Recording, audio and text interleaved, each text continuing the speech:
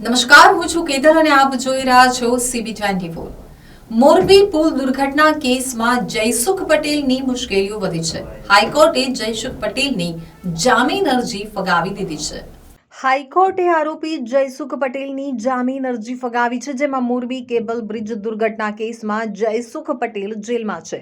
પીડિતો દ્વારા જયસુખ પટેલને જામીન આપવાનો ઇનકાર હતો તથા મોરબી કેબલ બ્રિજ દુર્ઘટનામાં 135 લોકોના મોત થયા હતા, જે કેસની ગંભીરતાને આધારે જામીન અરજી રિજેક્ટ કરી દેવામાં આવી છે।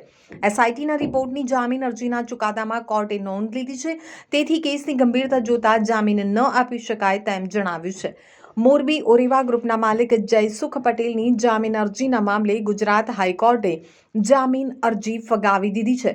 ત્યારે મોરબી કેબલ બ્રિજ દુર્ઘટના મુદ્દે જયસુખ પટેલ જેલમાં કેદ છે। પીડિતો દ્વારા જયસુખ પટેલને જામીન આપવાનો ઇનકાર કરવામાં આવ્યો છે તથા મોરબી કેબલ બ્રિજ દુર્ઘટનામાં 135 લોકોના મોત થયા હતા, જ્યારે જયસુખ પટેલે કોર્ટમાં સરેન્ડર કર્યું હતું। કેસની ટ્રાયલ લાંબી હોવાથી જામીન આપવા સરકારે કોર્ટમાં સહમતિ આપતા પીડિતોએ નારાજગી વ્યક્ત કરી હતી।